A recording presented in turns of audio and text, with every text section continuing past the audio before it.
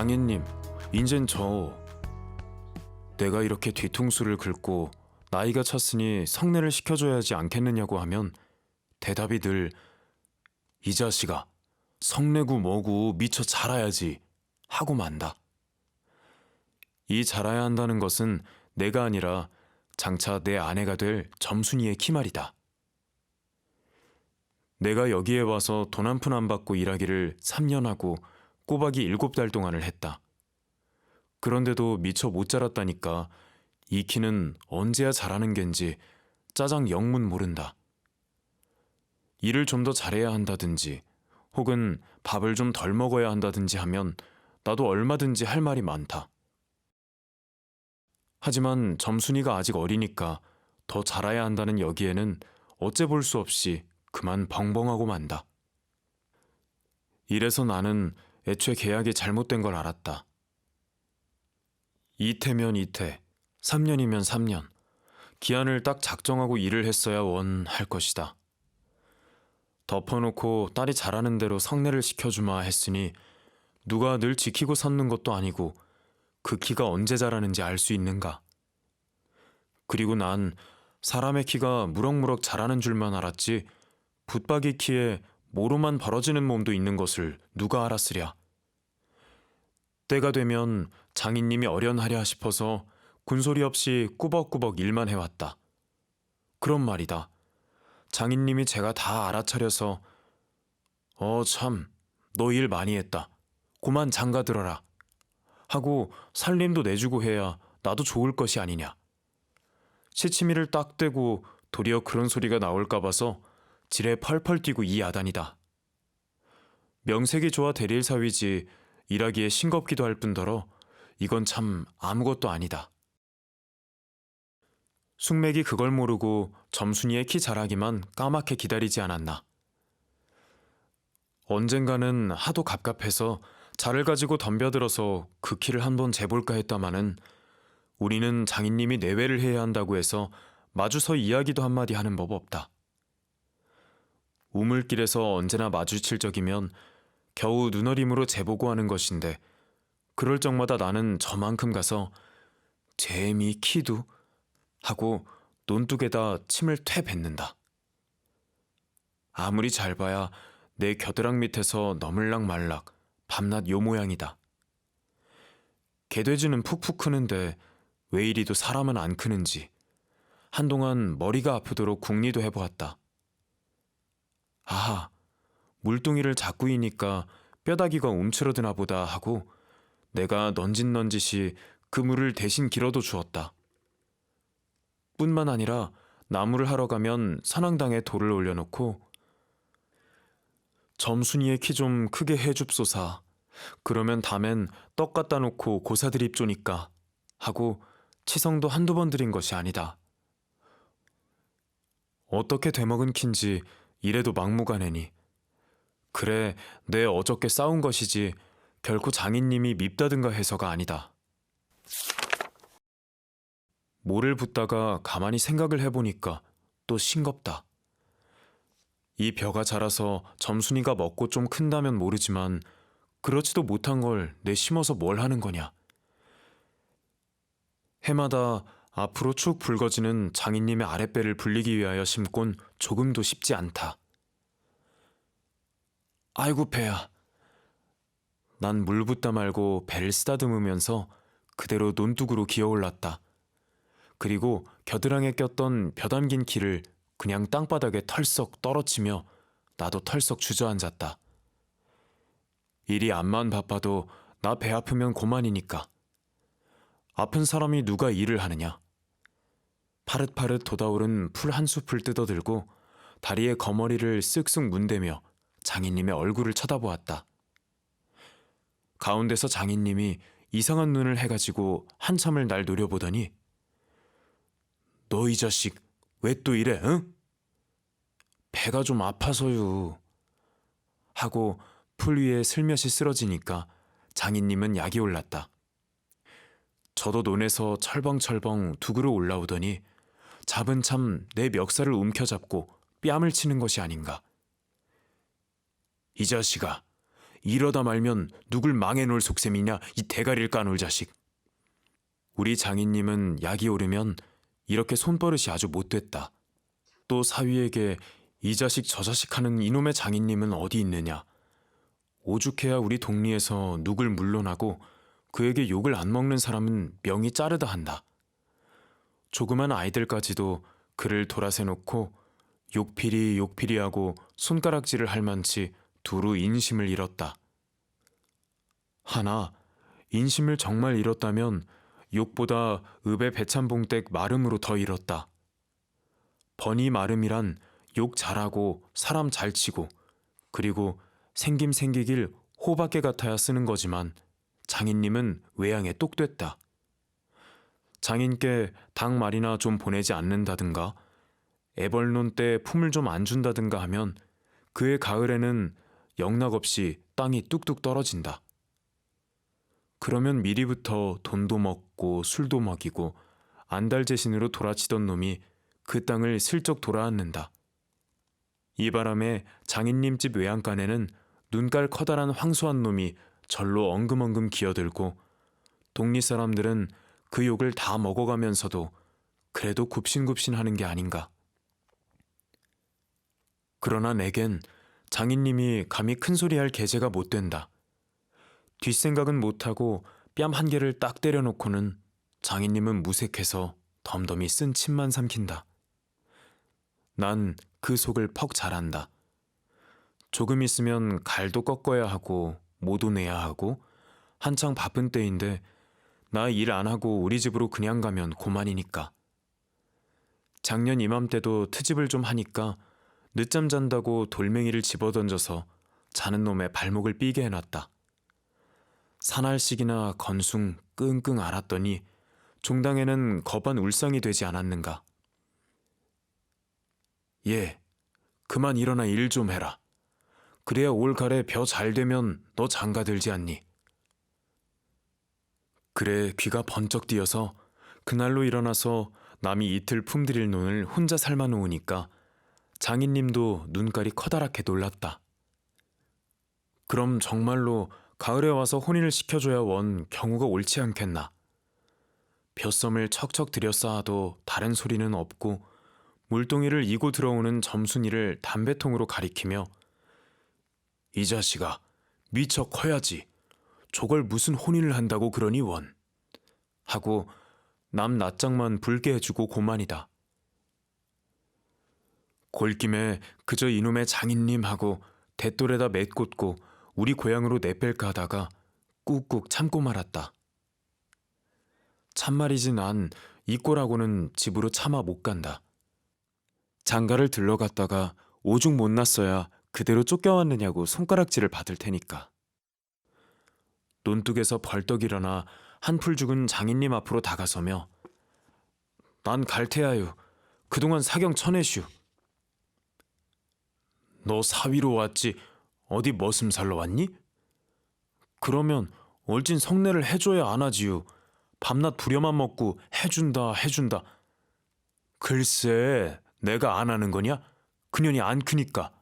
하고 얼음얼음 담배만 담으면서 늘 하는 소리를 또 늘어놓는다. 이렇게 따져나가면 언제든지 늘 나만 믿지고 만다. 이번엔 안 된다 하고 대뜸 구장님한테로 판단 가자고 소매자락을 내끌었다. 아, 이 자식아, 왜 이래 어른을.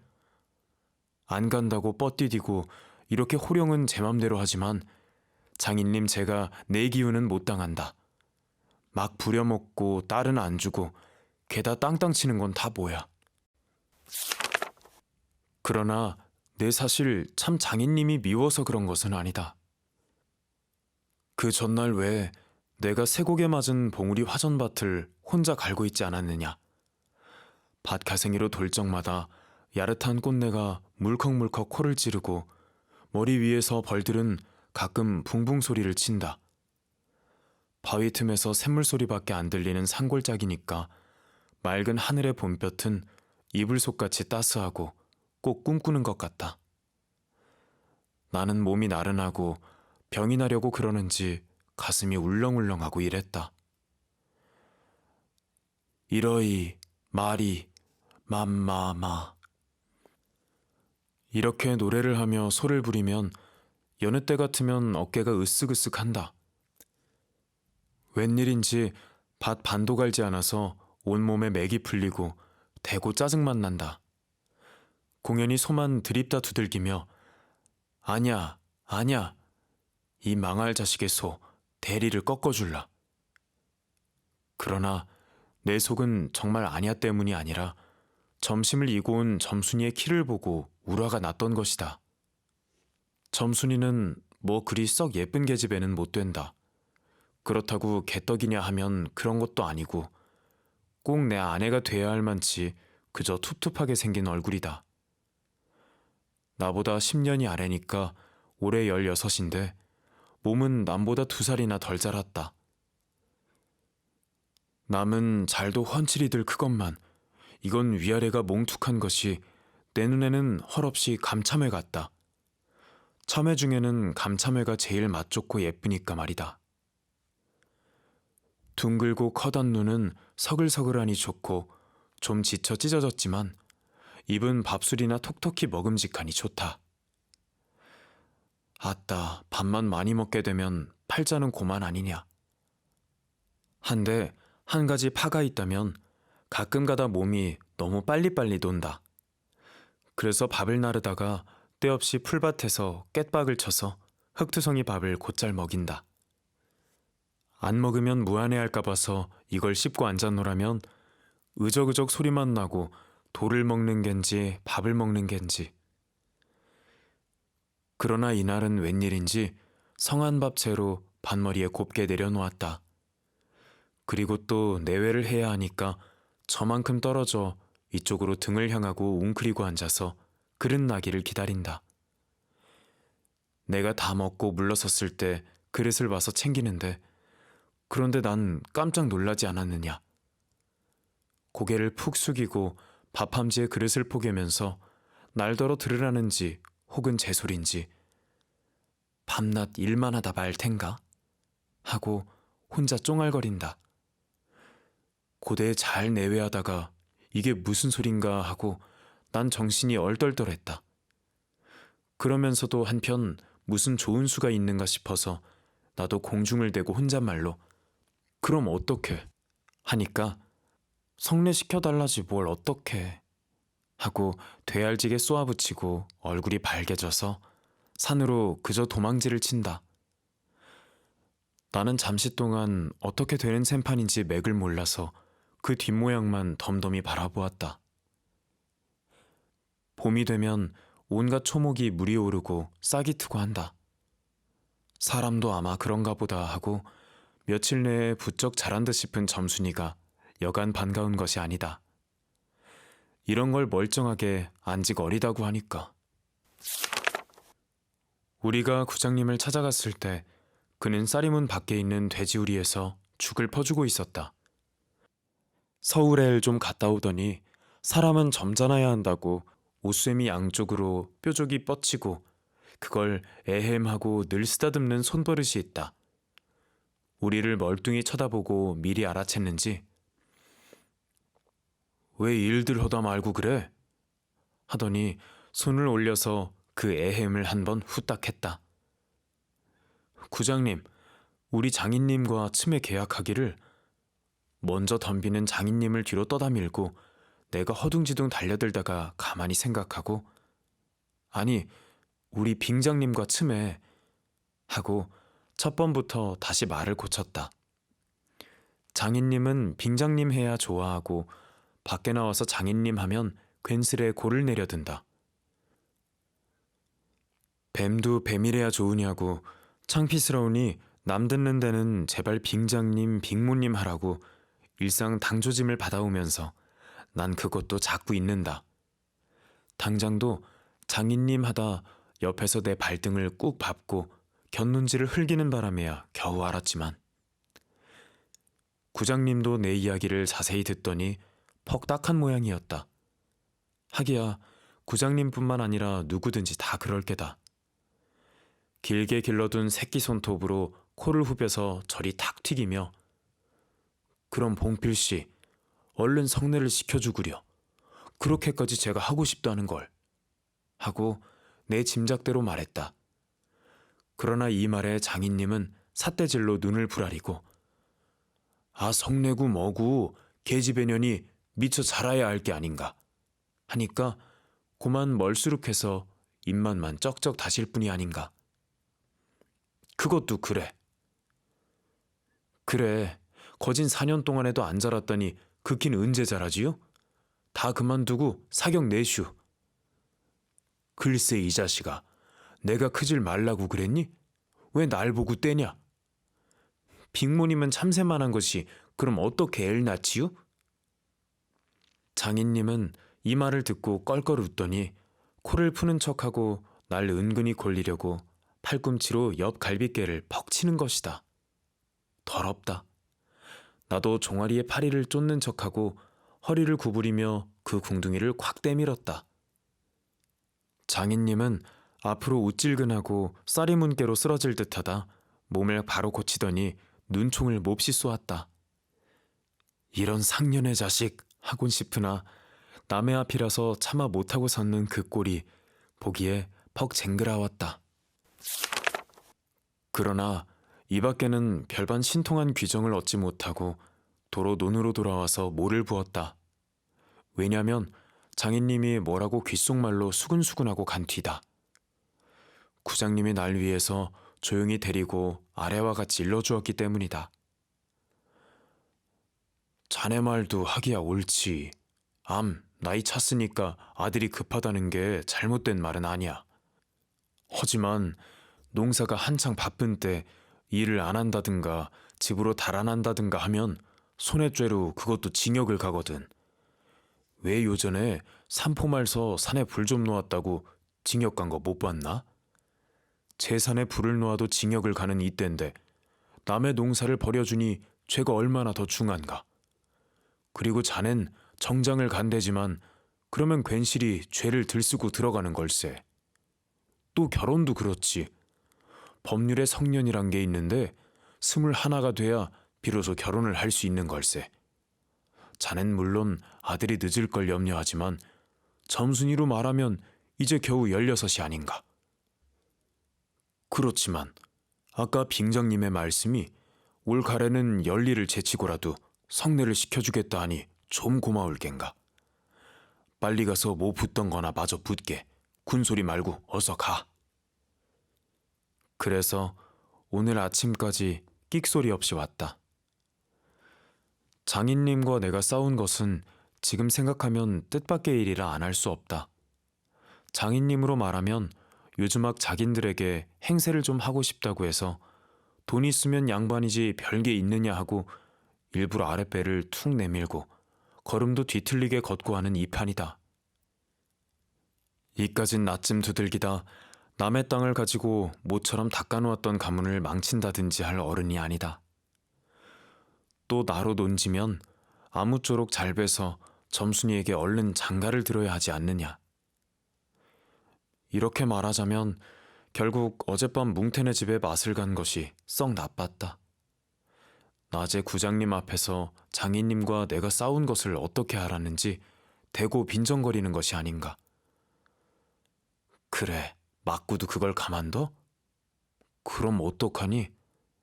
임마, 봉피리를 모판에다 거꾸로 박아놓지 뭘 어떡해? 하고 괜히 내 대신 화를 내가지고 주먹질을 하다 등잔까지 쳤다. 놈이 본시 괄괄은 하지만 그래놓고 날더러 석유값을 물라고 막 지다위를 붙는다. 난 어안이 벙벙해서 잠자코 앉았으니까 저만 연방 짓거리는 소리가 밤낮 일만 해주고 있을 테냐? 영득이는 1년을 살고도 장가를 들었는데 난 4년이나 살고도 더 살아야 해. 네가 세 번째 사위인 줄이나 아니? 세 번째 사위? 남의 일이라도 분하다 이 자식아. 우물에가 빠져 죽어. 나중에는 겨우 손톱으로 목을 따라고까지 하고 제 아들같이 함부로 훅닥이었다. 별의별 소리를 다 해서 그대로 옮길 수는 없으나 그 줄거리는 이렇다. 우리 장인님이 딸이 셋이 있는데 맏딸은 재작년 가을에 시집을 갔다. 정말은 시집을 간 것이 아니라 그 딸도 대릴 사위를 해가지고 있다가 내보냈다. 그런데 딸이 10살 때부터 19, 즉 10년 동안의 대릴 사위를 갈아들이기를 동리에선 사위부자라고 이름이 났지만은 연놈이란 참 너무 많다. 장인님이 아들은 없고 딸만 있는 거로 그 다음 딸을 대릴 사위를 해올 때까지는 부려먹지 않으면 안 된다. 물론 머슴을 두면 좋지만 그건 돈이 드니까 일 잘하는 놈을 고르느라고 연방 바꿔드렸다. 또 한편 놈들이 욕만 줄창 퍼붓고 심의도 부려먹으니까 베리상에서 달아나기도 했겠지. 점순이는 둘째 딸인데 내가 일되면 그 세 번째 대릴 사위로 들어온 셈이다. 내 담으로 네 번째 놈이 들어올 것을 내가 일도 참 잘하고 그리고 사람이 좀 어수룩하니까 장인님이 잔뜩 붙들고 놓질 않는다. 셋째 딸이 인제 6살, 적어도 10살은 돼야 대릴 사위를 할 테므로 그동안은 죽도록 부려먹어야 된다. 그러니 인제는 속 좀 차리고 장가를 들여달라고 떼를 쓰고 나자빠져라 이것이다. 나는 건성으로 엉엉하며 귓등으로 들었다.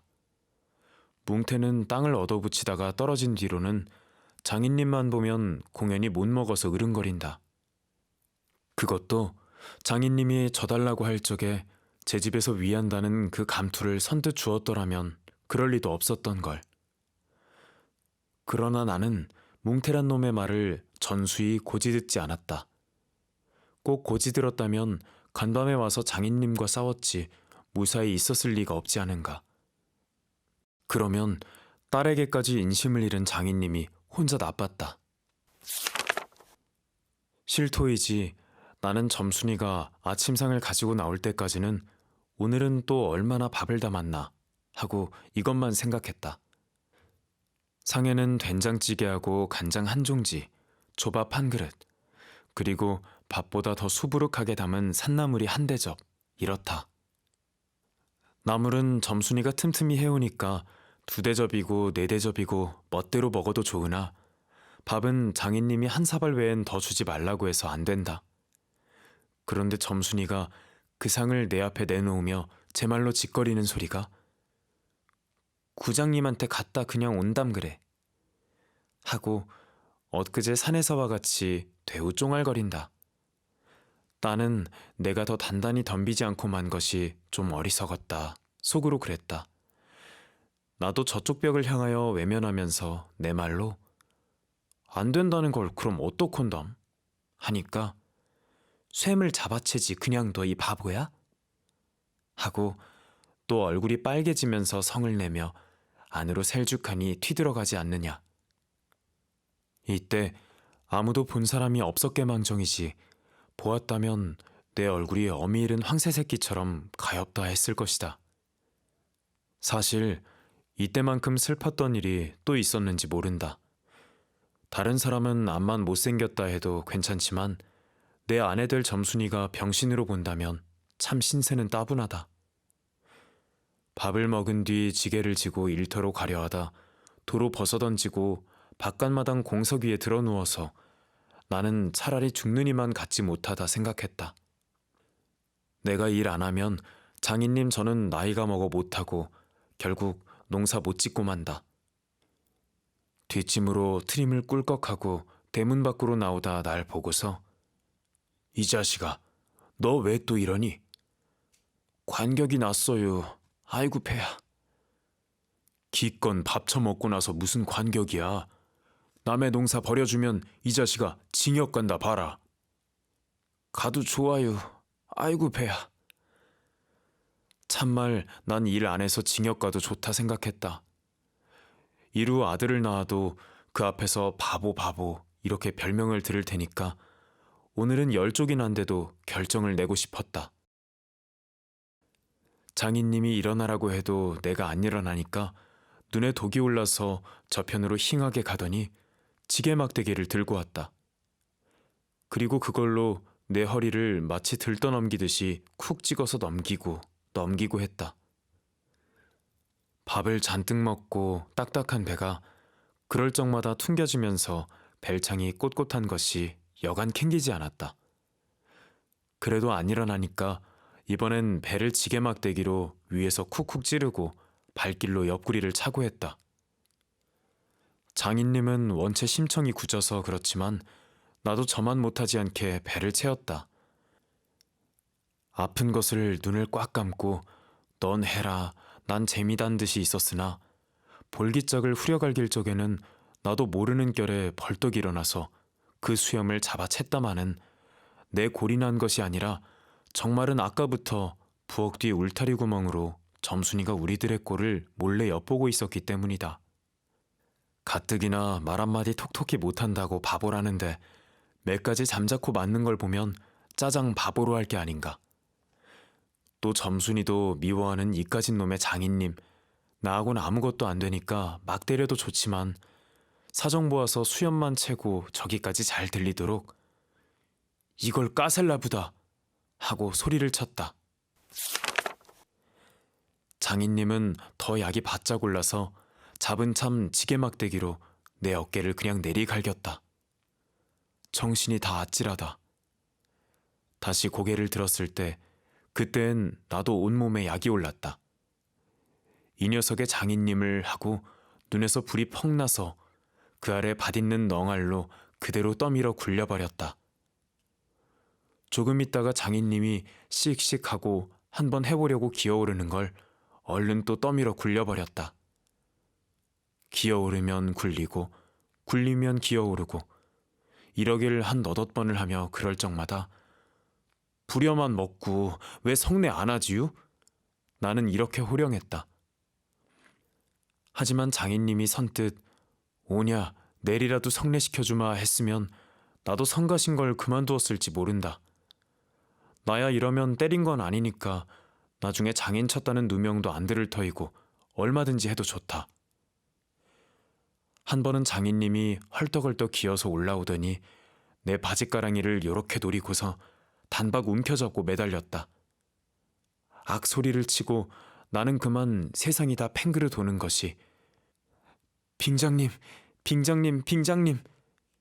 이 자식 잡아먹어라 잡아먹어. 할아버지 살려줍쇼 할아버지 하고 두 팔을 허둥지둥 내절 적에는 이마에 진땀이 쭉 내솟고 인젠 참으로 죽나보다 했다. 그래도 장인님은 놓질 않더니 내가 기어이 땅바닥에 쓰러져서 거진 까무러치게 되니까 놓는다. 더럽다 더럽다. 이게 장인님인가. 나는 한참을 못 일어나고 쩔맸다. 그러다 얼굴을 드니 사지가 부르르 떨리면서 나도 엉금엉금 기어가 장인님의 바짓가랑이를 꽉 움키고 잡아 낚았다. 내가 머리가 터지도록 매를 얻어맞은 것이 이 때문이다. 그러나 여기가 또한 우리 장인님이 유달리 착한 곳이다.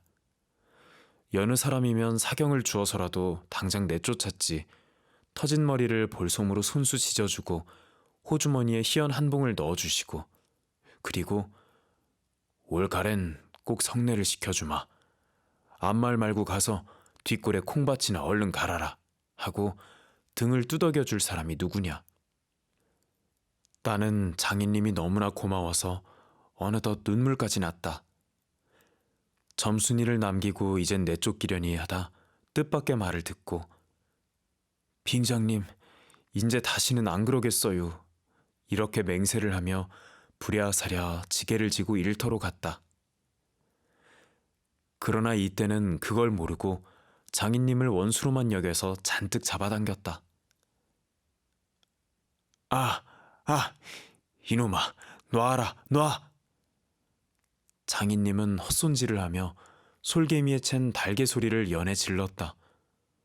놓긴 왜, 이왕이면 호되게 혼을 내주리라 생각하고 짓궂이 더 댕겼다마는 장인님이 땅에 쓰러져서 눈에 눈물이 핑 도는 것을 알고 좀 겁도 났다. 할아버지, 놔라, 놔! 그래도 안 되니까 점순아! 이 악장에 안에 있었던 장모님과 점순이가 헐레벌떡하고 단숨에 뛰어나왔다. 나의 생각에 장모님은 제 남편이니까 역성을 할는지도 모른다. 그러나 점순이는 내 편을 들어서 속으로 고소해서 하겠지. 대체 이게 웬 속인지 아버지를 혼내주기는 제가 내려놓고 이제 와서는 달려들며 "에그머니, 이 망할 게 아버지 죽이네?" 하고 내 귀를 뒤로 잡아당기며 마냥 우는 것이 아니냐. 그만 여기에 기운이 탁 꺾이어 나는 얼빠진 등신이 되고 말았다. 장모님도 덤벼들어 한쪽 귀마저 뒤로 잡아채면서 또 우는 것이다. 이렇게 꼼짝도 못하게 해놓고 장인님은 지게막대기를 들어서 사뭇 내려 조겼다. 그러나 나는 구태여 피하려지도 않고 암만 해도 그 속 알 수 없는 점순이의 얼굴만 멀거니 들여다보았다. 이 자식, 장인 입에서 할아버지 소리가 나오도록 해?